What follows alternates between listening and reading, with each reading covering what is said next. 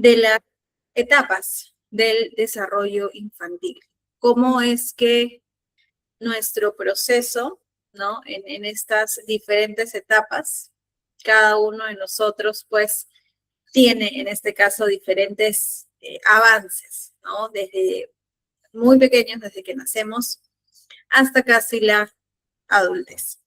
Entonces, nuevamente, a los que se están uniendo, bienvenidos a la clase número 4. El día jueves estamos ya terminando nuestra sesión, en realidad nuestro curso como tal, nuestro curso de método Montessori. Y este curso pues ha conllevado otras sesiones en donde hemos podido conversar un poco de los fundamentos del método Montessori, hemos podido conversar acerca también la semana pasada vimos el rol del guía Montessori, vimos un poco del ambiente Montessori, entonces poco a poco hemos ido, ¿no?, entrando a este mundo del método Montessori. Particularmente en cada sesión hemos podido revisar un poco más allá y a través de la participación activa de ustedes, pues también hemos podido debatir ideas, ¿no? Conversar un poco, porque de eso se trata, que podamos tener una participación activa, que todos podamos participar, brindando las ideas acerca, pues, del tema como tal. ¿Ok? Así que hoy día nos toca trabajar estas etapas del desarrollo infantil. ¿Cuáles son estas etapas? De pronto las más importantes también para Montessori. ¿Cómo es que se relacionan? ¿En qué proceso? ¿Cómo se aplica este método Montessori? Y vamos a irlo trabajando. ¿Ok? Entonces vamos a hacer nuestra dinámica de inicio, ¿no? A ver, quiero saber por acá, que me digan en el chat, ¿cuántos son docentes? A ver, ¿cuántos son docentes de profesión? ¿Cuántos docentes tengo? A ver, en el chat me colocan yo. Yo docente.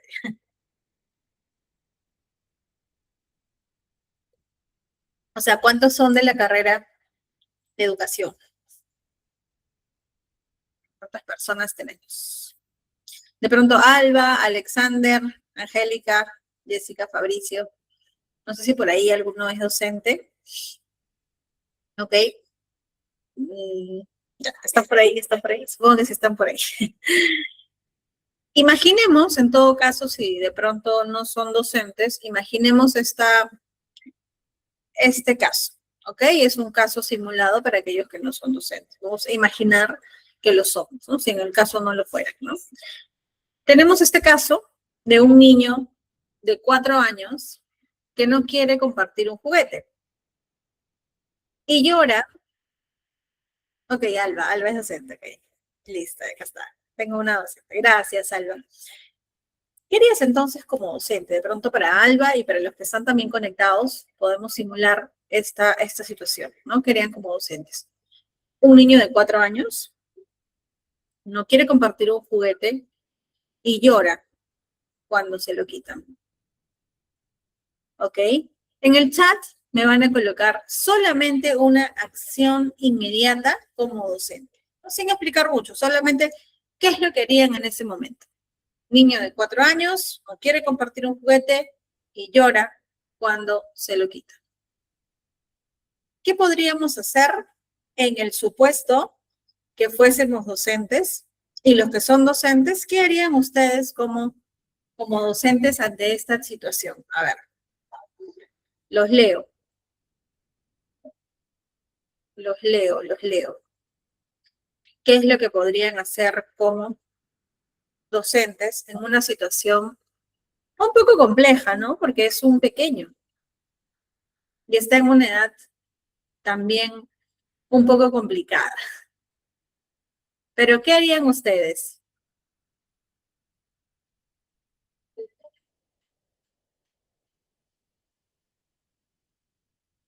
¿Qué harían ustedes?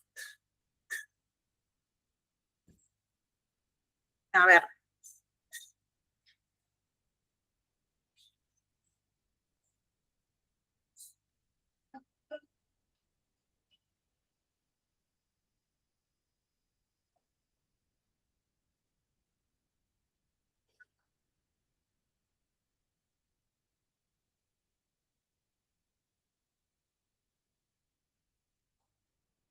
A ver, por acá Fabricio, muchas gracias. Fabricio me dice, si fueran docentes, se les dice que hay que compartir los juguetes con los demás. Ok. Alba dice, mostrarle otro objeto o imagen que le llame la atención para salir del momento incómodo. Ok. Ya. Muy bien. Muy bien. En este caso, pues, eh, podemos tener diferentes situaciones, ¿correcto? En donde pues vamos a encontrarnos con casos, como por ejemplo el caso que les he mostrado, que es de un niño pequeño. Ahora, podemos también tener otros casos, los que son docentes de secundaria, ¿no? De chicos un poco más grandes, que las problemáticas van a ser diferentes, ¿no? Ante esta situación, tendríamos que replantearnos de pronto cómo se podría actuar, también haciéndole entender a este pequeño la importancia de compartir un juguete.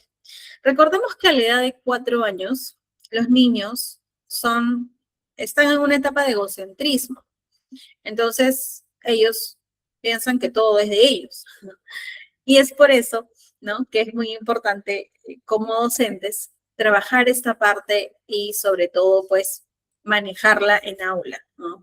La capacidad que cada docente tiene en su aula es realmente increíble, ¿no? Y eso lo va a aprender, pues, con la experiencia, con la práctica, pero en ese momento debemos buscar acciones inmediatas, ¿no? Como, por ejemplo, eh, por ahí Fabricio menciona que le podría decir al pequeño, aunque probablemente en el caso de 4 años no necesariamente te escuche y te entienda en ese momento, ¿no? O sea, te puede entender, pero es un pequeño de 4 años. Entonces, tú le dices, tienes que compartir, te va a decir que no y va a llorar, ¿no? Y va a seguir llorando. Por otro lado, Alba menciona quizás otra estrategia, ¿no? Un poco cambiar de juguete. Podríamos trabajarlos de esa manera, ¿no? Entonces, hay diferentes situaciones que nos van a mostrar de pronto problemáticas, ¿no?, con nuestros estudiantes, y para salir del momento tenemos que encontrar diferentes alternativas, diferentes salidas. Lo mismo podríamos hacer, por ejemplo, con un adolescente, ¿no? Adolescente que nunca presenta tareas, imaginemos, ¿no? Un adolescente que no presenta tareas, tú eres la docente encargada y nunca tiene cuaderno, nunca te presenta ninguna actividad, ¿no? ¿Cómo lo manejarías? De pronto, en el caso de los adolescentes, funciona mucho la negociación, ¿no? Ok, te sientas con él y conversas. ¿Qué es lo que está pasando? Me funcionaba en lo personal mucho cuando trabajaba con chicos de secundaria. El negociar con ellos, ¿no? Entonces yo a veces los hacía quedar un poco más tarde de la hora de salida y eso a ellos no les gustaba, ¿no? Porque querían salir volando. Entonces, con el permiso de sus papás, siempre les decía, señor, disculpe, mire, tal alumno no está cumpliendo con mis tareas, me da el permiso para que se pueda quedar una media hora más. Ok, Miss, no hay problema. Y luego conversaba con ellos. No, mira, tu papá me ha autorizado que te puedes quedar media más si es que no me cumple las tareas. Si tú las cumples, te vas a tu hora y yo no te molesto. Entonces, ¿qué notaba ahí? A través de esta negociación, un cambio en ellos. Entonces, como no querían quedarse después de la hora, hacían las tareas, no cumplían, ¿no? Acá dice Fabricio, yo me acuerdo de cuando estaba en Kinder, mi amiga Fabiana trajo su lonchera de Tinkerbell, y le mandaron su galleta chom de naranjas, y yo me puse mal porque le mandaron su galleta y me pusieron Rocío. Me dijo, dile a ella que te invite una. Ok, Fabricio, gracias por contar la anécdota. Hasta ahora te acuerdas de esa situación. Entonces, hay diferentes situaciones en donde vamos a tener que negociar, ¿no? Por ejemplo, como les comentaba en el caso de los adolescentes. Y ante cualquier tipo de situación parecida, pues tenemos que buscar la mejor salida para poder salir del paso, como menciona por acá Alba, ¿no? Del momento incómodo muchas veces. ¿Ok? Pregunta para todos. ¿Ustedes qué creen? ¿Estamos educando a los niños según cómo realmente se están desarrollando o estamos educando según cómo esperamos que se comporten? ¿Qué creen ustedes?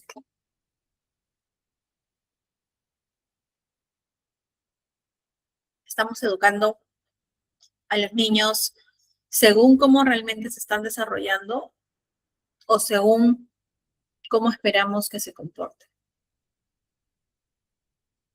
¿Qué creen ustedes?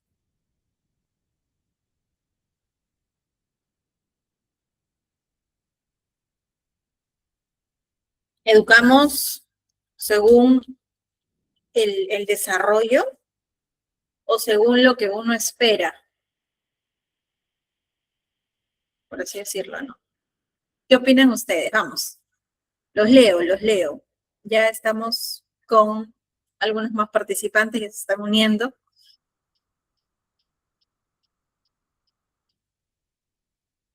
Sanders dice según cómo se desarrollan, ¿no? Que sería lo ideal, ¿verdad, no? No te preocupes. Muchas gracias, Sergio, por avisarme. Sí, los martes tuvimos una pequeña variación. A las 5:30 hemos empezado. Y ya el jueves, que sería la última clase, a las 6, ¿no? De 6 a 7:30. Entonces, muchas veces ante esta pregunta, que en algún momento también le realicé, muchos docentes también se preguntaban, ¿no? Y decían, a veces, siendo sinceros, a veces educamos según lo que nosotros esperamos, ¿no? Y muchas veces no nos damos cuenta que estamos yendo en contra del desarrollo de cada etapa, ¿no? Y a veces como docentes, porque me lo dijo un docente, digámoslo así, hizo un mea culpa y decía, muchas veces solamente educamos y esperamos a que se comporten de un modo, pero no nos damos cuenta y no nos fijamos en la importancia del desarrollo de cada etapa. Entonces, no puedo forzar a un alumno, no puedo forzar a un estudiante a que se comporte de una manera cuando dentro de las etapas del desarrollo no está. Entonces, ¿cómo es que voy a exigirle a un estudiante que de pronto sea, no sé, que desarrolle un pensamiento crítico si recién está en un proceso de aprendizaje? Entonces, lo ideal y lo que se espera, tal cual menciona Sanders, es que eduquemos a los niños según cómo se desarrollan. Y para eso se debe aplicar 100% la teoría, ¿no? Y justamente para hacer un preámbulo el día de hoy, lo vemos, ¿no?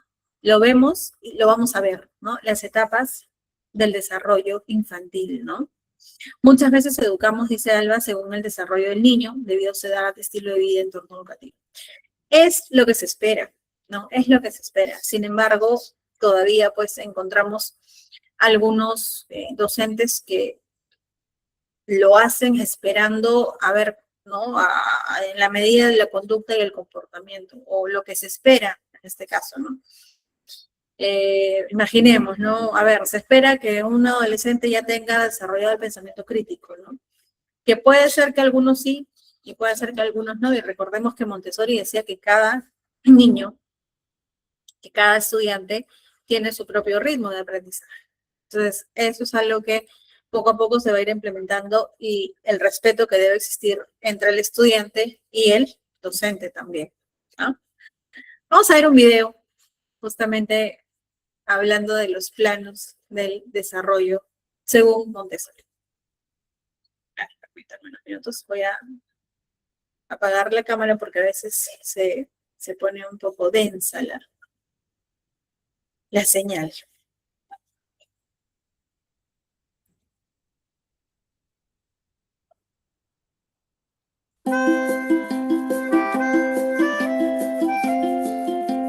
Hola y bienvenidos a Alma Montessori.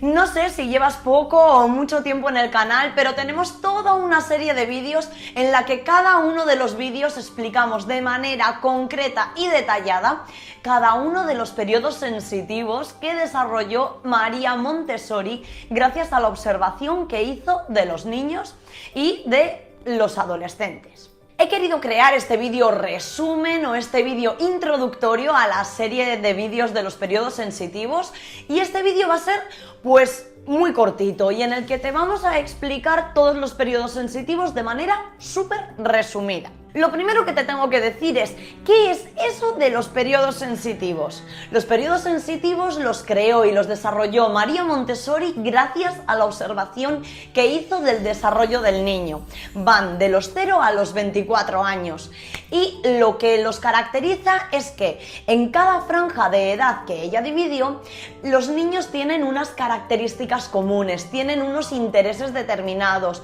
unos movimientos internos que le hacen estar interesados por algo en concreto y sobre todo una mente característica de cada momento del desarrollo de su vida. El primer periodo sensitivo es el que abarca de los 0 a los 6 años. Se caracteriza por la mente absorbente y el objetivo de este periodo sensitivo es la formación del hombre.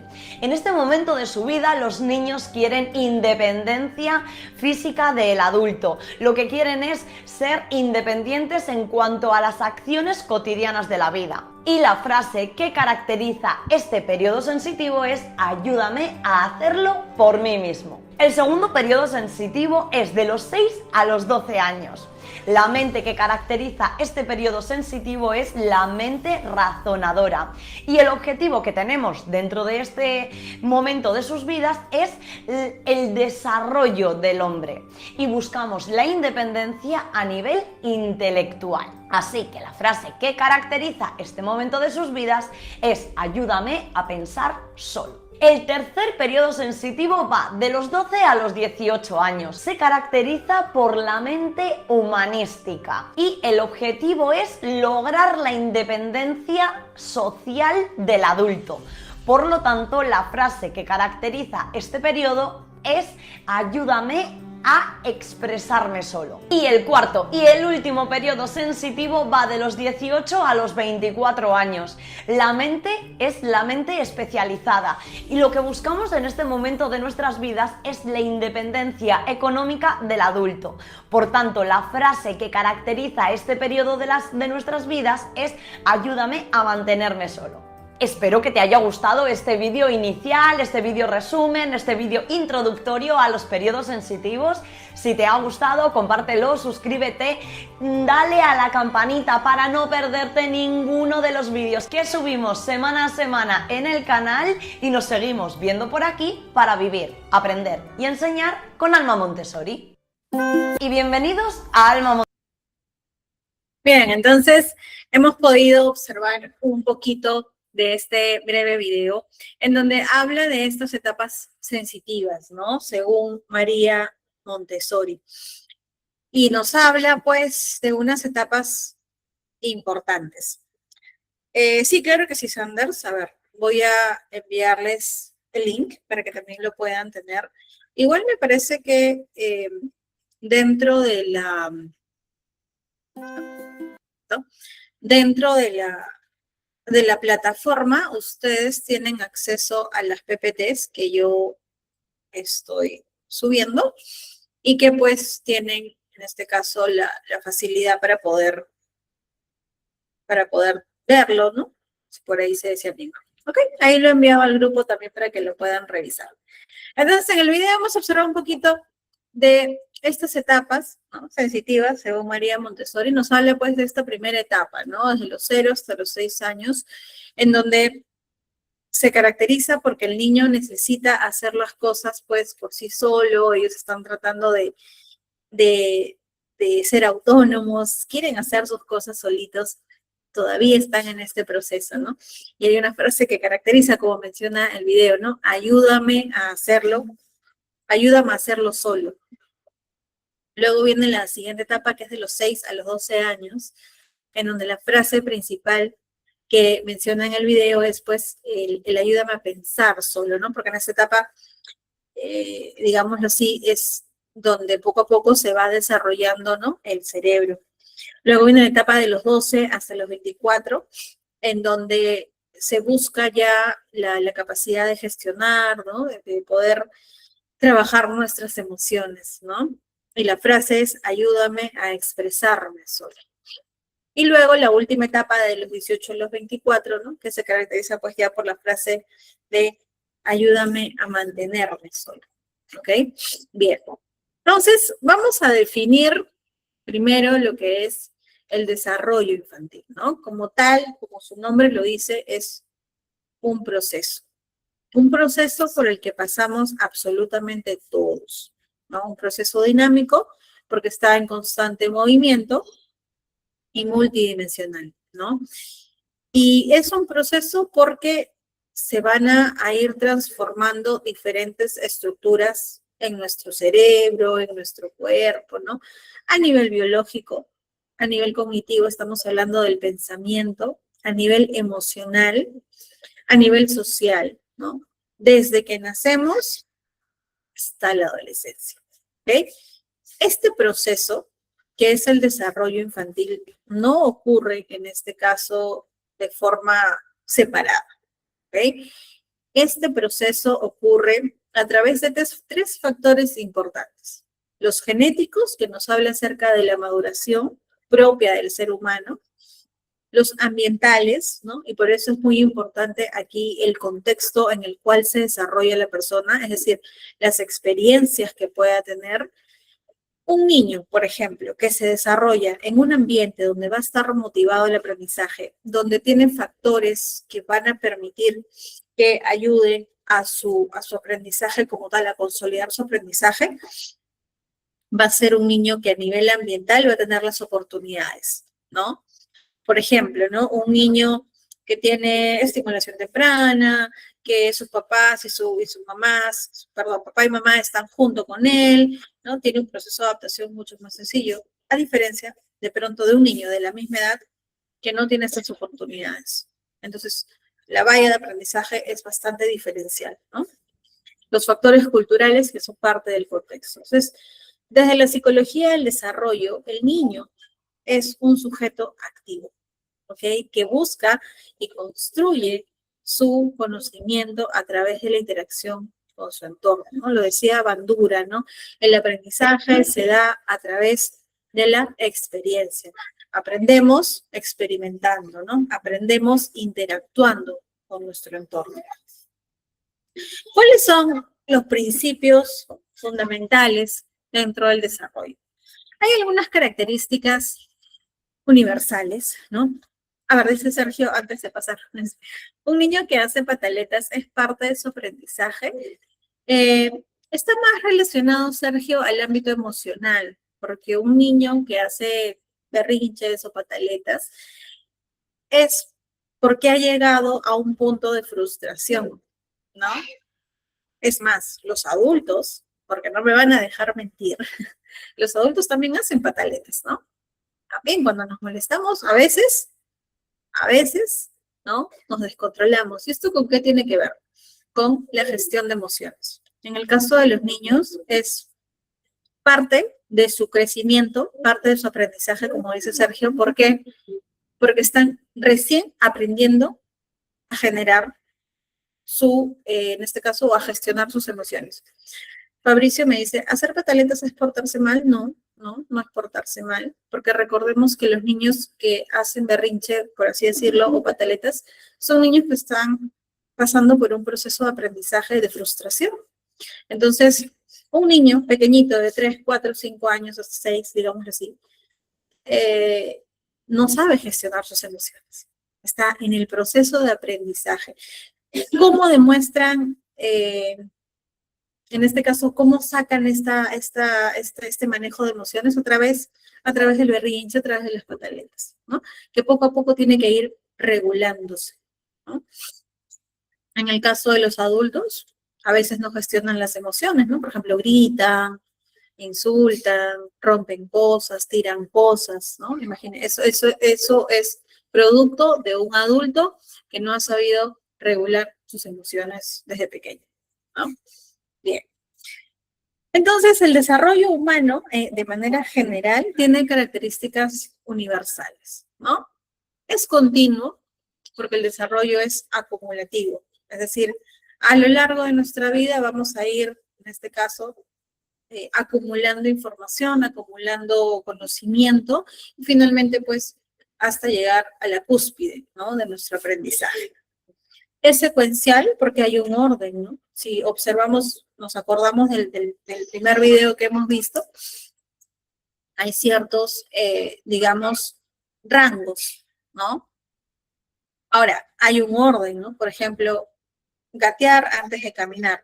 Ahora, no necesariamente esto se cumple, porque hay niños que incluso no gatean. Lo ideal es el gateo, ¿no? Para el tema de coordinación, para el tema de ubicación espacial. Por ejemplo, en mi caso, yo no gateé. ¿Y cuáles son los resultados? No me ubico, descoordinada. Entonces, si tienen hijos chiquitos, o si van a ser papás, hagan que gateen, por favor. Fue lo primero que yo hice con mi hijo. Tiene que gatear, ¿ya? Gatear antes de caminar. Hay niños que no gatean, ¿no? Entonces, estos niños que no gatean van a tener, no necesariamente problemas severos, pero a futuro sí pueden haber complicaciones, ¿no?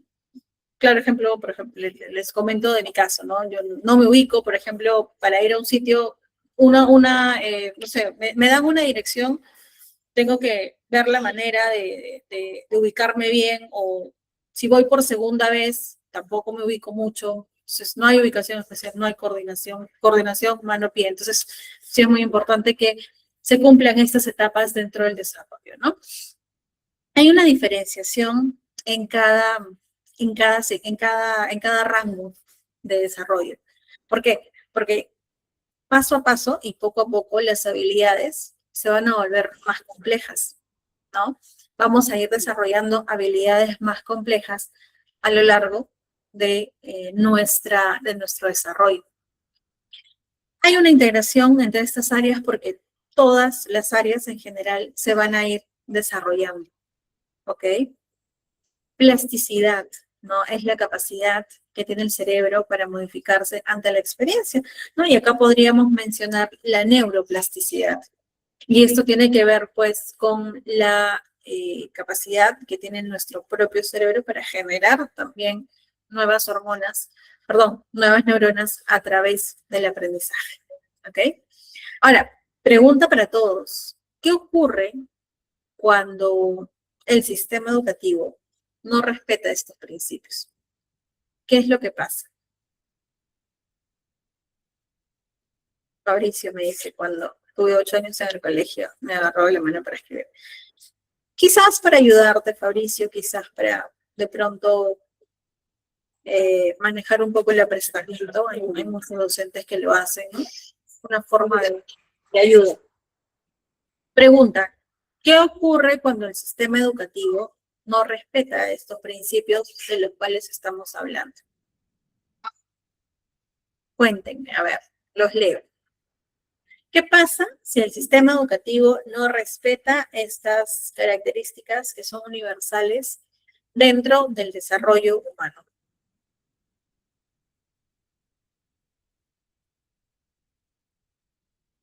A ver, los leo. ¿Qué puede pasar? ¿Qué ocurre cuando el sistema educativo no respeta estos principios?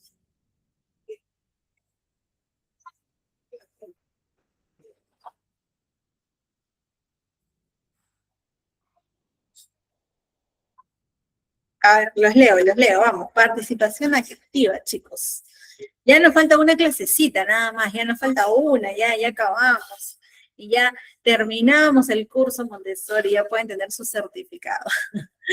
A ver, cuéntenme, ¿qué ocurre cuando, por ejemplo, un colegio no quiere respetar estos principios y no se basa en estos principios para poder educar? Si tuviésemos, por así decirlo, el caso, ¿no? En donde un colegio no siguiese estas características universales, lo que ocurriría inmediatamente sería el daño que le podríamos hacer en la educación de un estudiante, ¿verdad? Porque si un colegio no basa su aprendizaje, en este caso su enseñanza, enfocada en el desarrollo humano y en que cada etapa tiene diferentes características y cada etapa pues necesita, ¿no? Definitivamente tener un orden. Lamentablemente el resultado no va a ser el esperado, ¿no?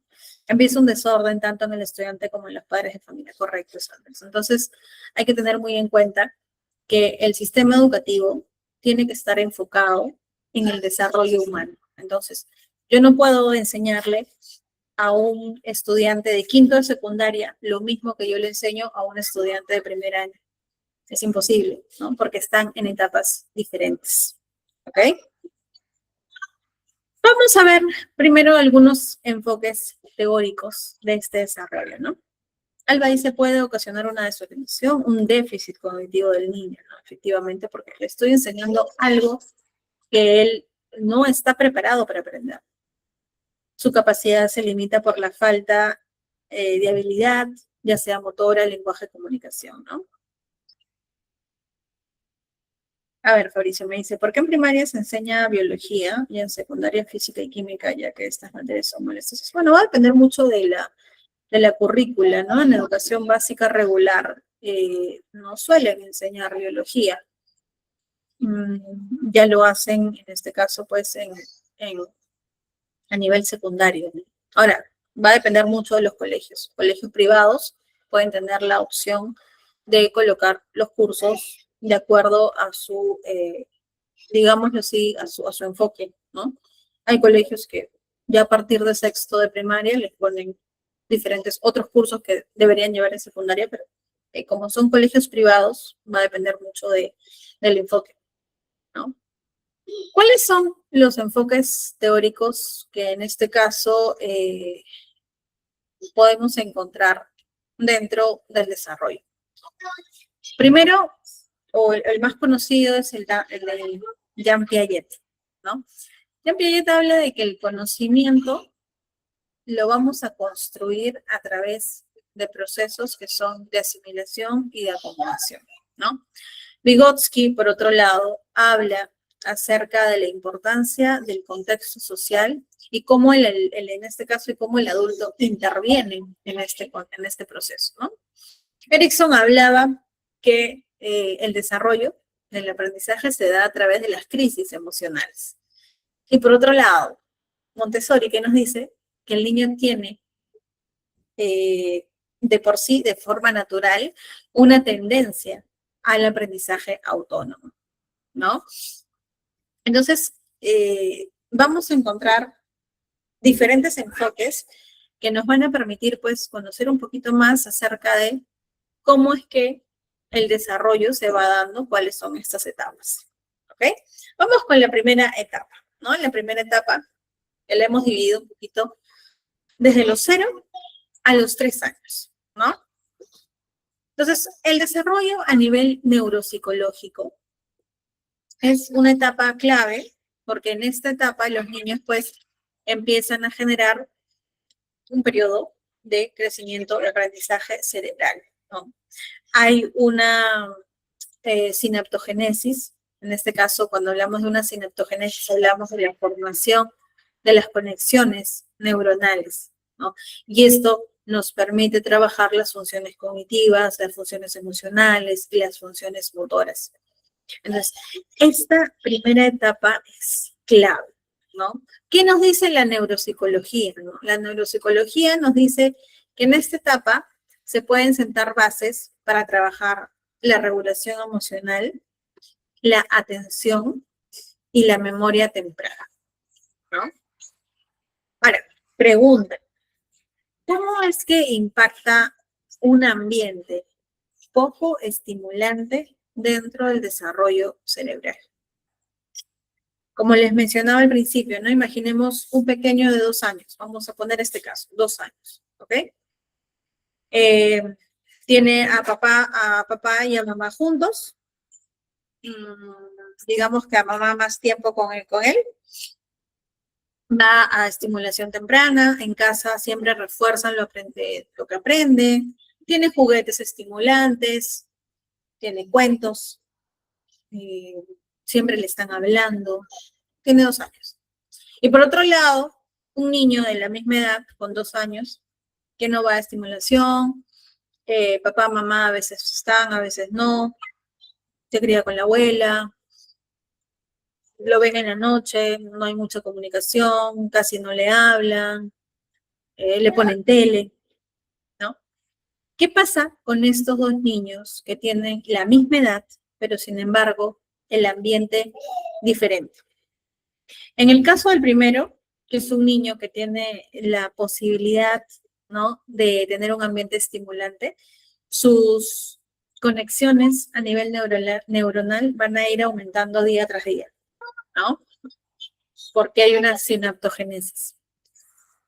Y en el caso de un menor de la misma edad, que quizás no tiene las mismas oportunidades en cuanto a la estimulación del ambiente, su desarrollo cerebral lamentablemente va a ser pues mínimo, ¿no?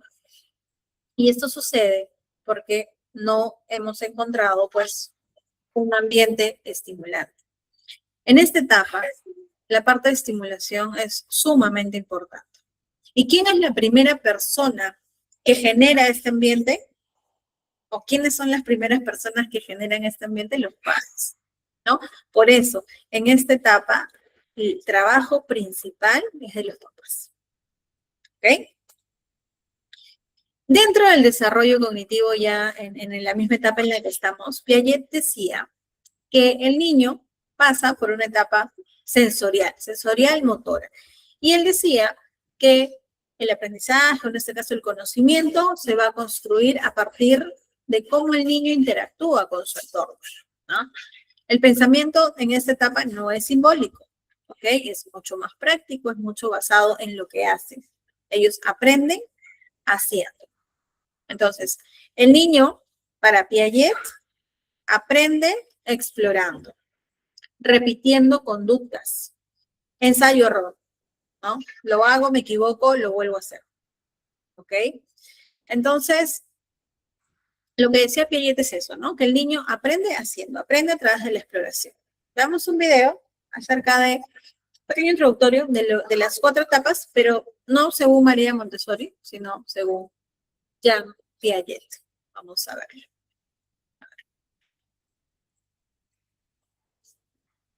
Está muy abajo mi cámara. Permítame un ratito. ¿Está? Ahora sí.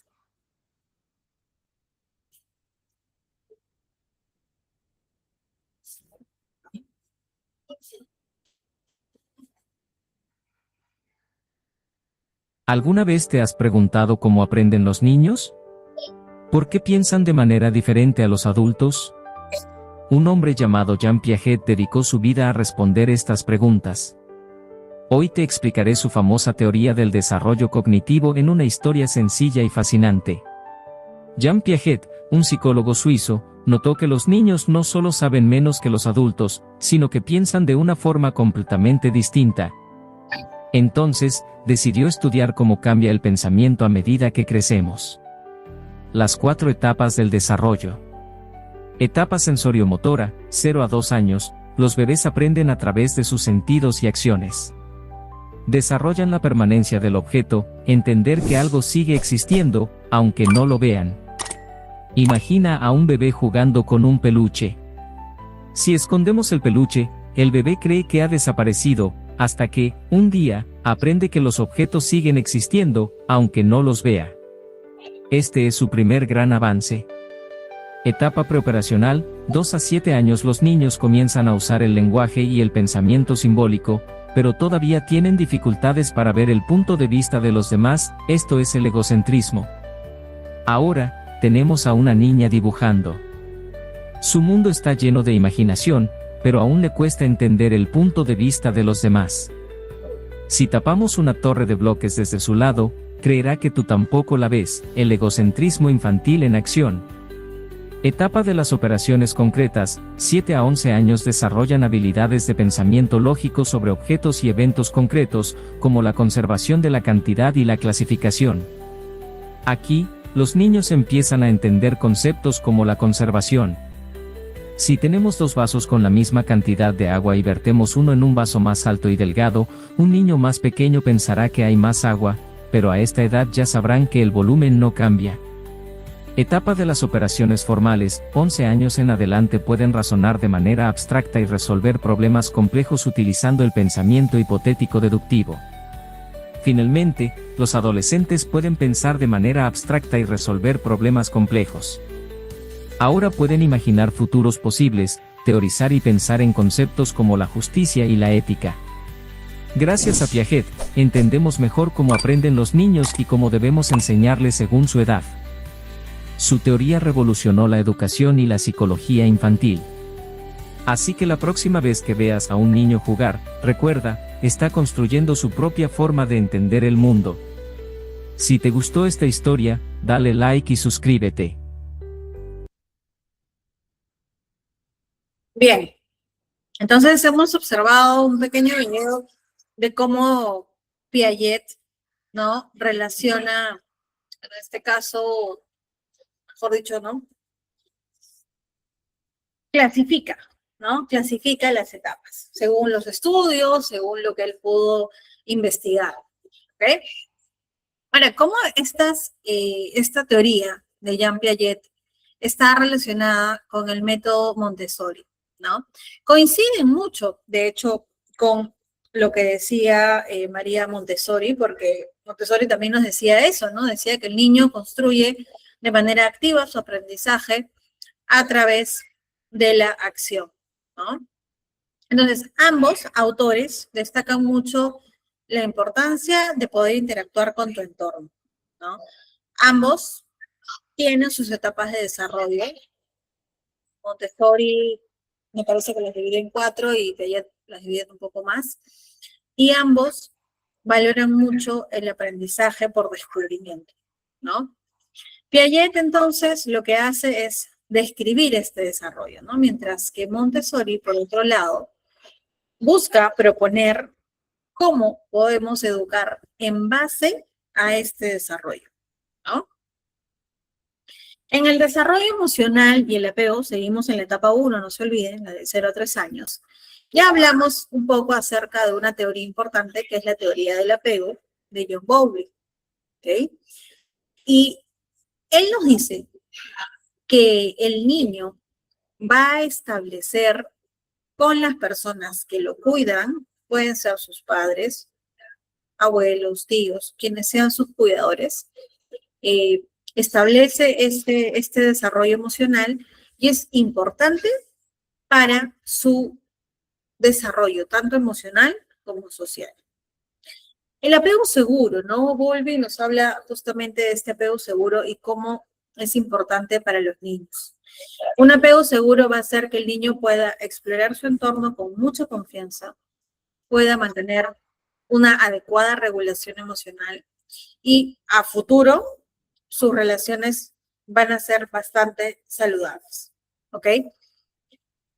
Sin embargo, por el contrario, cuando existe un apego inseguro, ¿qué es lo que genera en el niño? Generamos ansiedad, generamos dependencia y también generamos dificultades sociales. Erickson decía, porque recuerden que Erickson hablaba de que el aprendizaje se da a través de las crisis, ¿no? Y él hablaba acerca de la confianza versus la desconfianza, ¿no? Donde la respuesta, en este caso del adulto, o sea, es decir, lo que va a esperar del adulto, es que el niño, a través de esta respuesta, determine, pues, su percepción del mundo o, en este caso, de lo que estamos planteando, ¿no?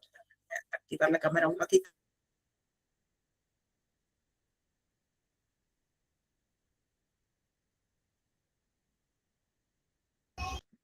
Ya, ahora sí.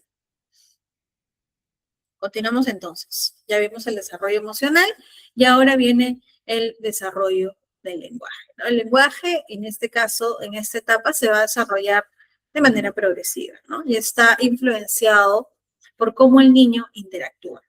Si no hay interacción social, lamentablemente, pues, el lenguaje va a ser limitado y mucho más lento, ¿no?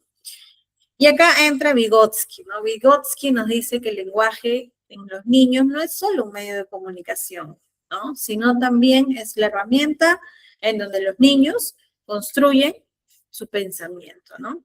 ¿Qué incluye para Vygotsky en este desarrollo del lenguaje, ¿no? Primero, la primera etapa, que es el balbuceo, ¿no? Que es una exploración sonora que los niños desarrollan desde pequeñitos, desde que nacen, ¿no? Palabras aisladas y combinaciones simples, ¿no? Que es el inicio de la sintaxis. Entonces, va a depender mucho la calidad del lenguaje que el niño va a recibir y cómo lo va a adaptar a nivel cognitivo. Si a un niño le empezamos a hablar no le hablamos bien, ¿no? Por ahí en algunos momentos, ay, mi bebito, qué chocho, lindo, mucho. No, ¿ok? Al niño se le tiene que hablar con las palabras voluntarias, ¿ok? Al niño no podemos mencionarle de pronto algunas palabras que como adultos muchas veces de pronto eh, decimos de otra manera, quizás un poco más suaves. Al niño le tenemos que decir las palabras por cómo se llama, ¿no? En este caso sí es muy importante que la calidad del lenguaje sea la mejor, ¿ok? Relación con Vygotsky, ¿no? Entonces, Vygotsky nos decía que el aprendizaje se va a dar a través del aprendizaje, o en este caso de la interacción social, ¿no? ¿Cómo se relaciona con Montessori? El adulto guía, en este caso el guía Montessori, sin imponer. El ambiente actúa, en este caso el ambiente Montessori actúa como mediador y se respeta la autonomía dentro de un contexto social. ¿Sí? Pero acá tengo una pregunta. Dice, si el niño no habla a los 3 años, ¿se le llama TEA autismo? No, Fabricio. Para diagnosticar en este caso, un trastorno del espectro autista, necesitamos muchos más indicadores y sobre todo una evaluación completa. No podemos decir que porque un niño no habla a los 3 años tiene TEA. No, es imposible generar o dar un diagnóstico, sobre todo cuando somos docentes. No podemos decirle, ni siquiera, ¿no? Siendo docentes, no podemos decirle a un padre de familia que hay, que es TEA. Podríamos recomendarle al padre de familia que hay sospechas, pero un docente lo puede manejar desde ese punto, ¿no? Pero no le puede decir de frente, su hijo tiene TEA, porque estaríamos incurriendo en una falta grave. ¿Cuáles son los conceptos claves dentro de esta relación, ¿no? La zona del desarrollo próximo, donde el docente acompaña sin reemplazar lo que está haciendo el niño, ¿no? Y aquí hay una pregunta bastante interesante, ¿no? ¿Cómo podemos intervenir sin sobreayudar? ¿Qué creen ustedes? ¿Cómo podemos intervenir en este proceso de aprendizaje sin sobreayudar? ¿Qué podríamos en este caso manejar? Siendo docentes, claro está, ¿no? ¿Cómo intervenimos sin sobreayudar? ¿Qué creen ustedes?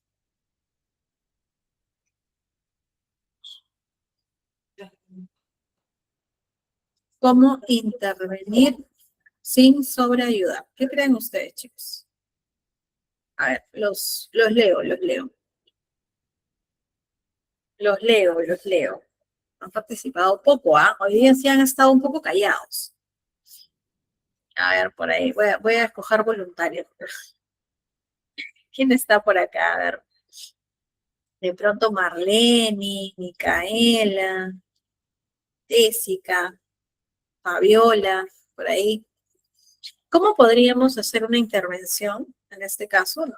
Acompañando, claro está, sin sobreayudar al estudiante? Según los que nos plantea, pues, Montessori, ¿no? Muy bien, Sanders, ¿no? Haciendo que el niño reflexione sobre lo que está haciendo. Muy bien. Es una manera de intervenir, pero no ayudar al 100%, ¿no? Lo estás como que guiando en este proceso y haciendo que el niño reflexione sobre su propia conducta, sobre su propio comportamiento, sobre la construcción de su aprendizaje, ¿no? Y haces pues que generes no solamente no asesor ayuda, sino que también generas autonomía, ¿no? Mediante la escucha, ¿no? Ya sea de canciones, grabaciones, videos también, dándole una retroalimentación. Muy bien, Sergio, lo que mencionas es bastante interesante porque a través del feedback podemos trabajar justamente las recomendaciones que se van a dar incluso de ida y vuelta, en donde el docente funge pues y le da al estudiante este feedback importante para que él pueda tener en cuenta las recomendaciones. No le estás haciendo la tarea, le estás dando, en este caso, las herramientas. Te doy las herramientas, ¿no? Te doy estas herramientas y tú tienes que aprender a usarlas en el proceso. Muy bien. Para el enfoque Montessori, dentro de esta etapa, el niño tiene una mente absorbente, ¿no? Montessori decía que los niños eran como esponjitas, ¿no? Es decir, ellos aprenden de manera natural, ¿no? Y sin esfuerzo. Son pequeñitos, pues, ¿no? Todavía están en nuestro poder, por así decirlo, ¿no? En el poder de los papás, ¿no? Y ella hablaba de los periodos sensibles, que ya los hemos mencionado en algún momento, ¿no? El lenguaje, el orden, el movimiento, la autoeducación y la importancia de su ambiente. Entonces, para María Montessori, en esa etapa de los 0 a 3 años, que hemos visto también en el video, decía, ayúdame, ¿no? A hacerlo solo. Buscan generar independencia, quieren hacer las cosas por sí solitos. Entonces, en este caso, el aprendizaje aparece de manera natural, de manera espontánea, ¿no? Obviamente, si tenemos un ambiente preparado, un ambiente adecuado.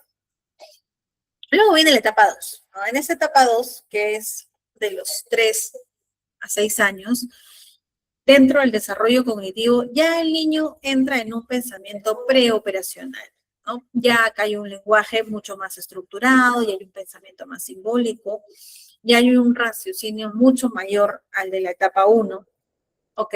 Pero todavía, pues, hay ciertas limitaciones cognitivas, ¿no? Por ejemplo, el egocentrismo, ¿no? Acá entramos en una etapa un tanto compleja, porque el niño piensa que todo gira alrededor de él y que muchos adultos todavía se han quedado en esta etapa. Piensan que todo gira en torno a él, ¿no? Esto es muy común en los niños y lamentablemente no permite que puedan comprender, entender otras perspectivas, ¿no? Y es aquí donde se trabaja pues mucho la gestión de emociones, la empatía, ¿no? Sobre todo eso, ¿no? El pensamiento es mucho más intuitivo en esta etapa, no es tan lógico. Está centrado en la percepción de lo que ellos, en este caso, pues reciben, ¿no? Por acá Sergio me dice, es normal que en un colegio a un niño de 4 o 5 años solamente lo hagan jugar en vez que reciba algo de conocimiento. 4 o 5 años están en la etapa de inicial, ¿no? Lo que pasa es que va a depender mucho de la perspectiva, Sergio, porque dentro de la etapa de 3, 4 y 5 años, el aprendizaje se da a través del juego. Entonces, no sé si exactamente has confirmado que realmente dentro de la clase no se genere nada de conocimiento, porque la idea es que el aprendizaje se dé a través del juego y que finalmente, pues, ellos puedan recibir una información, ¿no? Si, por ejemplo, imaginemos, sin ir muy lejos, les cuento una vivencia personal. Mi hijo está en la etapa inicial, tiene 3 años y está yendo al colegio. Entonces, sinceramente, nunca le he hablado de Dios. ¿Ya? No sé si está bien o mal. Nunca le he hablado de Dios. Pero hoy día, en la clase de religión, entiendo que porque me han mandado el cuaderno, y habla de la creación. Entonces, hoy día él me ha preguntado quién es Dios. Ya ahí le he explicado, ¿no? Pero se dan cuenta de que a través del juego ellos han aprendido, en este caso pequeñitos de 3 años, quién es Dios. ¿Cómo nos damos cuenta que hay conocimiento? Cuando estos niños empiezan a cuestionar, ¿no? 3, 4 años ya te empiezan a cuestionar. ¿Y por qué cuestionan? Porque lo han visto. Entonces, en inicial, lo normal es que ellos puedan aprender a través del juego. Ahora, si tú me dices, no, profesora, siempre los llevan, ¿no? A un ambiente donde todo el día se lo pasan jugando, ¿no? Entonces, ahí no tendría sentido, ¿no? Entonces, sí es importante que esté planificado eso, ¿no? Bien, dentro de esta etapa viene la función simbólica y el juego, ¿no? Y acá hablamos un poco de cómo el niño presenta o cómo representa la realidad a través del juego, justamente, ¿no? El lenguaje, la imaginación. Entonces, las docentes inicial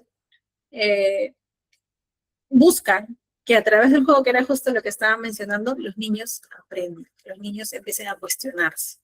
Entonces, ¿qué permite el juego simbólico? A veces, y eso también se da en psicología, cuando tenemos pacientes y de pronto queremos trabajar la familia, las que son psicólogas me entienden, yo le puedo poner al niño de pronto muñequitos y le voy a decir, a ver, ¿cómo es tu familia? Cuéntame un poco y voy generando un juego simbólico. Y a través de este juego simbólico me voy dando cuenta de cómo es la estructura familiar de este niño, ¿no? ¿Qué es lo que puedo trabajar con el juego simbólico? ¿Qué funciones cumple? ¿No? Primero, la elaboración emocional, busca la comprensión del entorno, el desarrollo social. Entonces, a través del juego, los niños pueden ensayar roles, normas y relaciones. ¿Ok? Dentro de esta etapa, el desarrollo socioemocional también es muy importante. Erickson nos decía que viene pues la iniciativa versus la culpa, ¿no? Donde busca afirmarse como un individuo activo, ¿no? Y en esta etapa el niño necesita pues tomar decisiones, necesita explorar, necesita sentirse una persona competente, ¿no? ¿Qué pasa si a un niño lo reprimimos en esta etapa, ¿no? Si lo reprimimos en esta etapa, podemos generar sentimientos de culpa, sentimientos de inseguridad. Y si esto se va formando de esta manera, que son tan pequeños, vamos a formar futuros adultos inseguros, adultos que no tienen una autoestima adecuada, adultos que no resuelven problemas, ¿no? Muy bien, Fabricio, ¿no? Dice, por eso es importante enseñar las emociones a los pequeños y saber cómo gestionarlas efectivamente en ámbitos sociales, académicos y laborales. Concuerdo contigo, ¿no? Es muy importante trabajar la gestión emocional. Creo que debería ser uno de los cursos que se debe trabajar en el colegio. La educación emocional, que trabaje la gestión de emociones, porque a veces conocemos las 5 emociones básicas, pero no sabemos que detrás de esas emociones hay una ruleta gigante con todos los nombres de todas las emociones. ¿Ok? ¿Qué nos dice Montessori en esta etapa? ¿No? En esta etapa para Montessori ya hay una mente absorbente, pero más consciente. Entonces el niño es consciente de que tiene que aprender. ¿Qué enfatiza Montessori? La independencia, el orden y la autodisciplina, ¿no? Y acá se trabaja mucho los materiales que se le presentan al menor, ¿no? ¿Y qué hacen estos materiales? Que el menor pueda tener un aprendizaje autónomo, que genere una corrección del error sin que haya una intervención adulta, ¿no? Siguiente etapa, que es la etapa 3, de 6 a 12 años, ¿no? En esta etapa, ya un poco más grandecitos, ¿no? Ya a nivel cognitivo, el niño pues ingresa a una etapa importante que son las operaciones concretas, ¿no?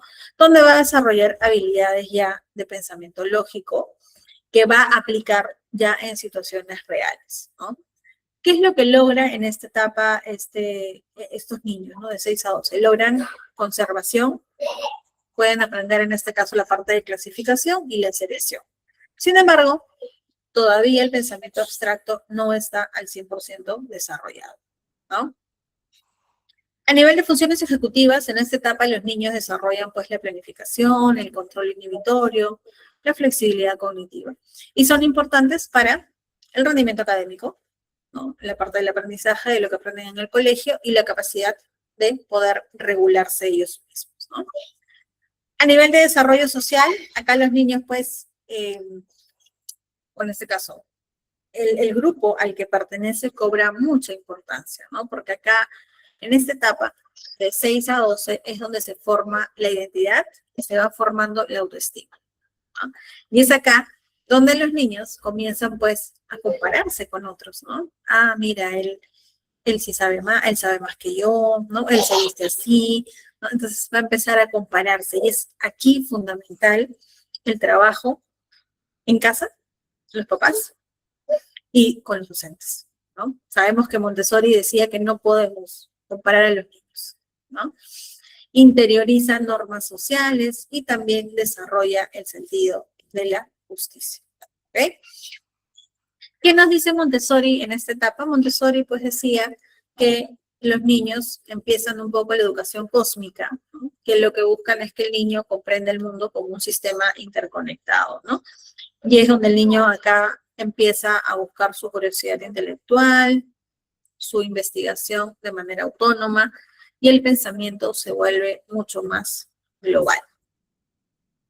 Veamos acá la siguiente presentación, ¿no? Desarrollo y aprendizaje. ¿Será lo mismo? ¿No? El desarrollo como tal, el desarrollo como tal, el desarrollo como tal es un proceso que se da internamente en cada persona. Va a depender mucho de la maduración y sigue una secuencia a través de los años. El aprendizaje, por otro lado, es un proceso externo, ¿no? Porque no los da otra persona, o en este caso se da en el ambiente, ¿no? El aprendizaje se da o va a depender de la experiencia, ¿no? Y puede ser guiado, ¿no? Piaget decía que el desarrollo precede al aprendizaje, ¿no? Y Vygotsky decía que el aprendizaje impulsa el desarrollo.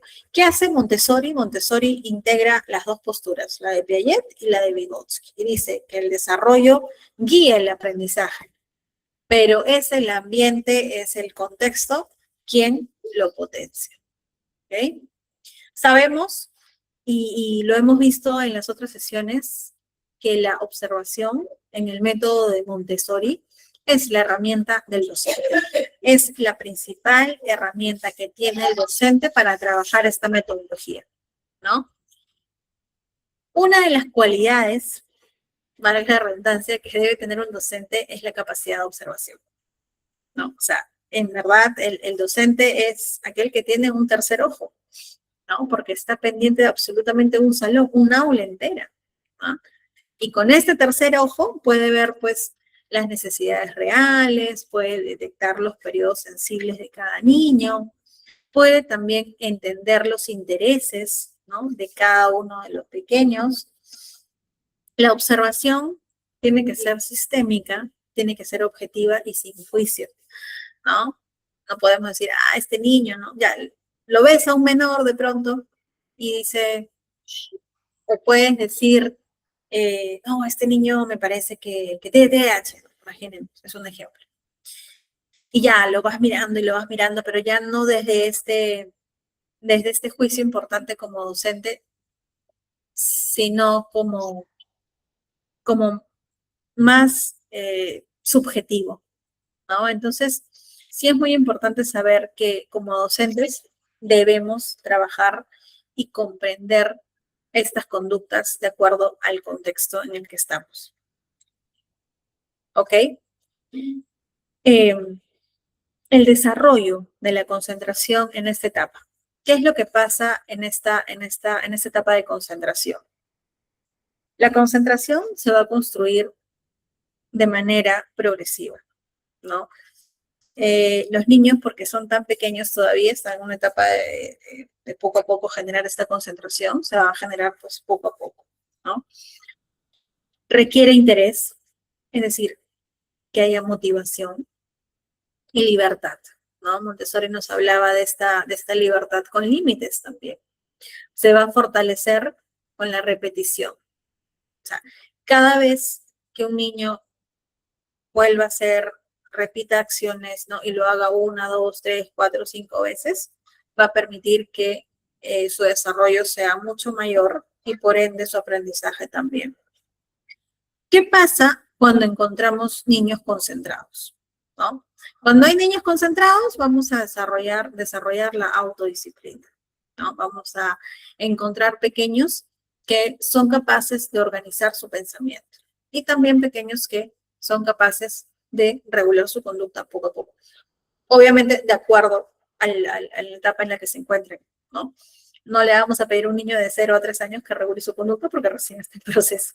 Pero de pronto, a los niños que están en la etapa de 6 a 12, ya es posible pedirles que poco a poco vayan empezando a aprender a regular su conducta, ¿no? Que es lo ideal, ¿no? En este proceso. Lo que mencionaba hace un ratito, la libertad con límites, ¿no? Montessori hablaba mucho de darle esta libertad a los niños, a los estudiantes, ¿ok? Obviamente dentro del marco estructurado que ella planteaba, del orden estructurado. No se trata simplemente de decir, ok, ya, haz lo que quieras, eres libre, escoge lo que quieres hacer. No. El niño en la en la metodología Montessori es capaz de escoger la actividad que quiere realizar, pero también va a ser capaz de trabajar y respetar las normas que tiene en su entorno. Y gracias a este respeto que va a encontrar, puede aprender la responsabilidad. Cuando hay libertad sin límites, lamentablemente generamos un espacio de desorden, ¿no? Un espacio donde el caos va a primar. Entonces, cuando pasa esto, los límites, o sea, una libertad sin límites, generamos dependencia. Entonces, estos niños no van a crecer, ¿no? No van a desarrollarse a nivel social porque van a buscar siempre a alguien de quien agarrarse porque no han encontrado esta capacidad de orden, de respeto, ¿no? Desde la psicología, esta libertad con límites podemos trabajarlo porque nos va a permitir mejorar nuestra autorregulación. Buenas tardes, Ana, ¿qué tal? Nos va a permitir desarrollar nuestra autorregulación a futuro. ¿Y qué es la autorregulación? Pues no es otra cosa que la gestión adecuada de emociones. Viene el desarrollo moral en el niño, ¿no? El desarrollo moral, pues obviamente vamos a encontrarlo a través de la edad, con el paso de los años. Piaget decía, ¿no? Y nos habla de dos morales. La moral heterónoma, que es obedecer las normas, y la moral autónoma, que es la comprensión de las normas.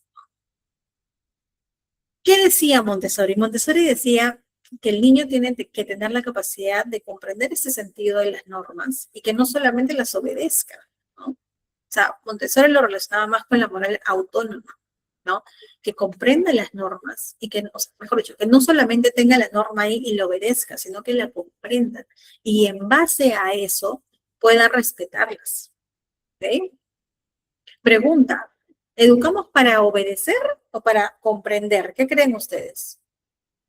¿Educamos para obedecer o para comprender?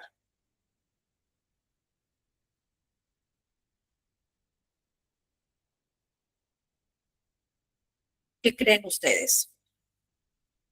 ¿Educamos para obedecer o para comprender?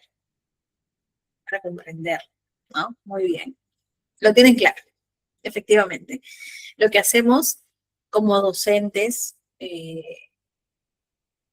como formadores, como transformadores de vida, porque lo que hacemos es transformar vidas también, es educar para comprender, no solamente para obedecer.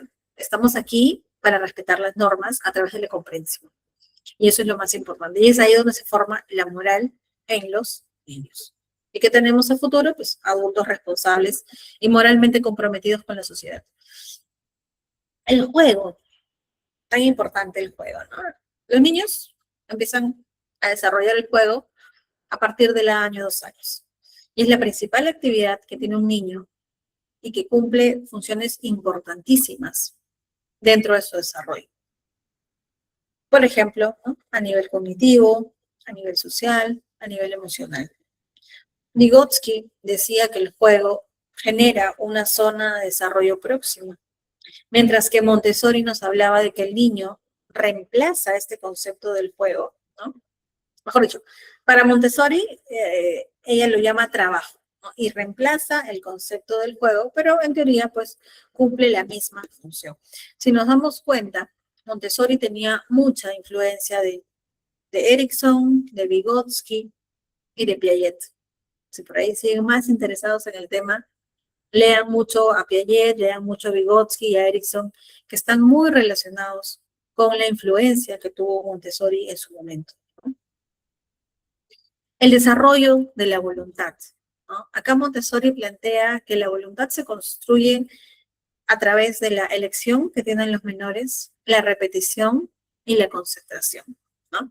Y acá el niño pues desarrolla un control interno, ¿no? De manera general cuando empieza a tomar decisiones, cuando se equivoca y cuando corrige. Para la psicología, esto se va a relacionar directamente con la capacidad de gestionar nuestras emociones y trabajar nuestras funciones ejecutivas. ¿Cuál es el impacto del adulto dentro de este desarrollo, ¿no? El adulto, como tal, puede facilitar el desarrollo, o interferir en él, ¿no? ¿Cuándo es que malogramos este círculo, ¿no? O digamos, este proceso del desarrollo como adultos, ojo, ¿no? Cuando interferimos, ¿no? ¿Y de qué manera interferimos y de pronto malogramos, por así decirlo, este proceso? Interferimos cuando sobreprotegemos mucho, ¿ok?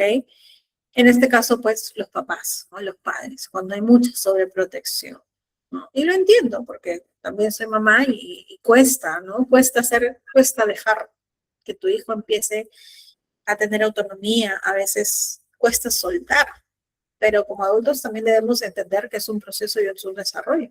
Entonces, no debemos sobreproteger, porque eso finalmente pues hace que el niño no se desarrolle adecuadamente. Cuando interferimos, cuando interrumpimos, ¿no? Recordemos que Montessori, ¿qué decía? No interrumpir, podemos guiar en este proceso, pero no interrumpamos. Y cuando controla excesivamente, ¿no? Cuando hay mucho control, que está relacionado con la sobreprotección, este niño no crece o en este caso no se desarrolla de manera adecuada, ¿no? Un poquito viendo ambos ámbitos, ¿no? De la educación tradicional versus Montessori, ¿no? En la tradicional sabemos que el docente es el eje principal, ¿no? Mientras en Montessori está centrada en el niño, ¿no? En la tradicional hay una homogeneización, ¿no? Que es decir, todos, ¿no? General, ¿no? Todos son así.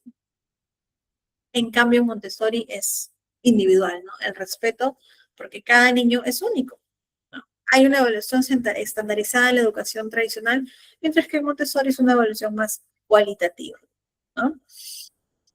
A ver, vamos a ver un pequeño caso, ¿ya? También no quiere compartir, parecido, ¿no? Al caso que vimos al principio, ¿no? Tiene 4 años, es un niño que se niega constantemente a compartir materiales, no quiere compartir. Llora cuando otro niño toma algo que está usando, otro niño agarra su juguete, incluso si es que no, o sea, incluso llora si es que no lo está usando de manera activa. La docente le dice, tienes que compartir, si no, no juegas, ¿ok?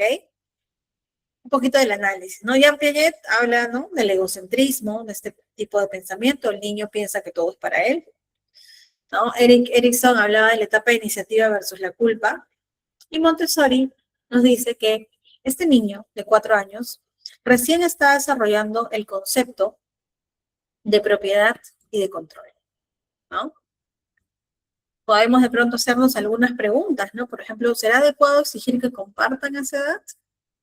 ¿Qué alternativa respeta su desarrollo? ¿Qué harías como docente de pronto?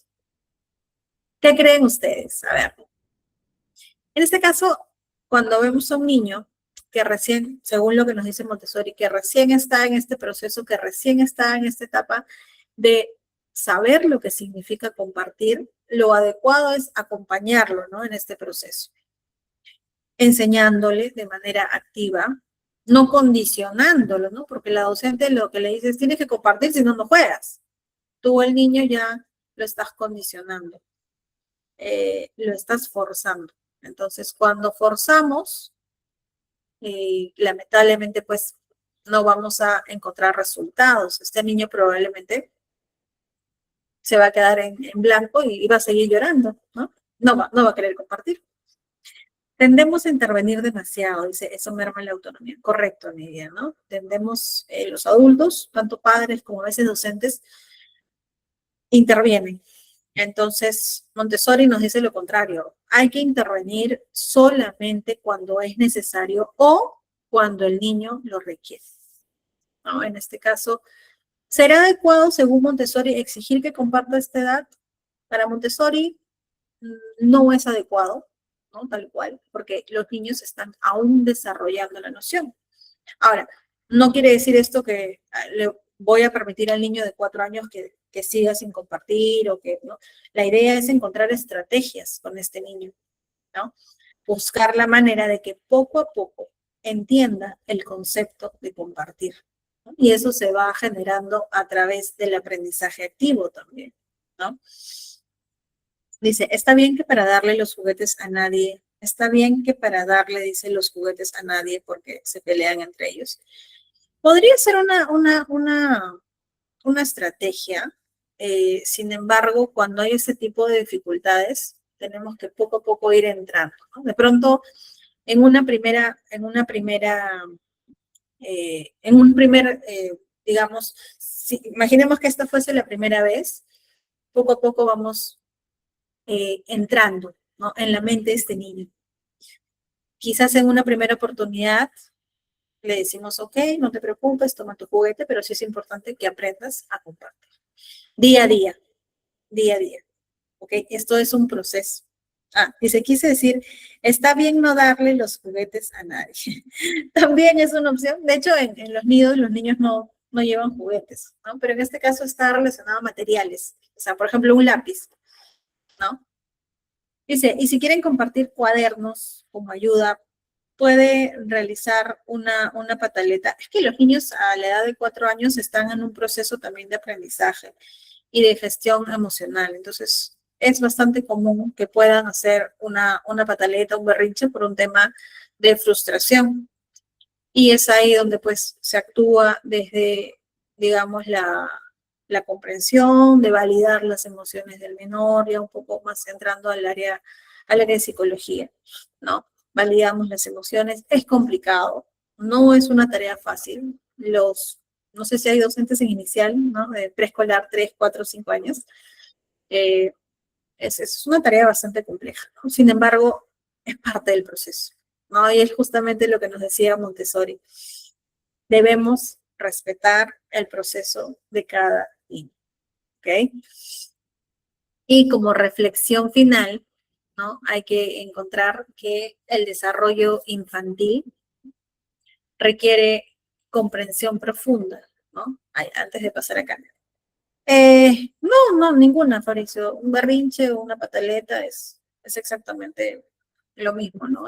Cuando el niño, en este caso, pues puede tirar, va a expresarse. Es la expresión de un niño cuando está frustrado, ¿no?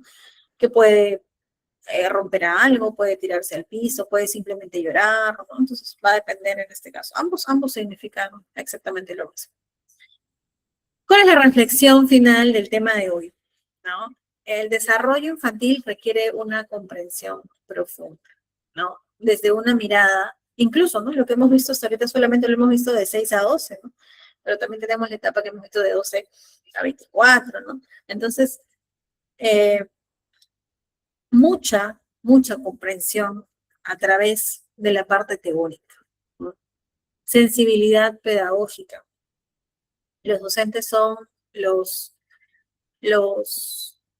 que deberían guiar este proceso, ¿no? Porque parte de la responsabilidad de un docente, pues, es la construcción del aprendizaje de los niños, la transmisión de contactos, de conocimientos. Entonces, debemos también manejar esta parte de sensibilidad, ¿no? El respeto por cada niño. Cada niño es único, cada niño tiene su propio proceso. Integrar la psicología, la educación y Montessori, ¿qué es lo que implica? ¿No? Primero, cambiar un poco nuestra mirada de adultos. También un poco manejar nuestra flexibilidad, ¿no? Porque al encontrarnos con diferentes situaciones y diferentes realidades, es decir, niño A, niño B, niño C, niño D, que tienen diferentes contextos, vienen de diferentes familias, tenemos que saber que como docentes, la primera capacidad que debemos desarrollar es la flexibilidad. Transformar la práctica educativa. Justo ayer venía a una capacitación y eran docentes, en este caso. Yo era parte de los asistentes. Y me quedé con esta frase, ¿no? Transformar. Ustedes transforman vidas. Quédense siempre con esa frase. No solamente transmiten conocimiento, sino transforman vidas. Y eso es algo valiosísimo, porque transforman la vida de un estudiante que a futuro va a ser profesional, ¿no? Transforman esta práctica educativa. Eduquen para la vida. No eduquen para el momento, eduquen para la vida. Eduquen pensando que estos niños van a ser futuros adultos, van a ser futuros profesionales. ¿Quién sabe? El futuro presidente o presidenta del Perú o del país en donde se encuentra. Siempre eduquemos para la vida. ¿Ok? ¿Qué tipo de adulto por ahí podríamos decir, ¿no? ¿Qué tipo de adulto estamos formando con nuestra práctica educativa? Es una pregunta de reflexión individual, ¿no? Si me la hago, en este caso se la hacen ustedes como docentes, ¿no? ¿Qué tipos de adultos creen que están formando con su práctica docente? Ahí ustedes mismos tendrán que responderse.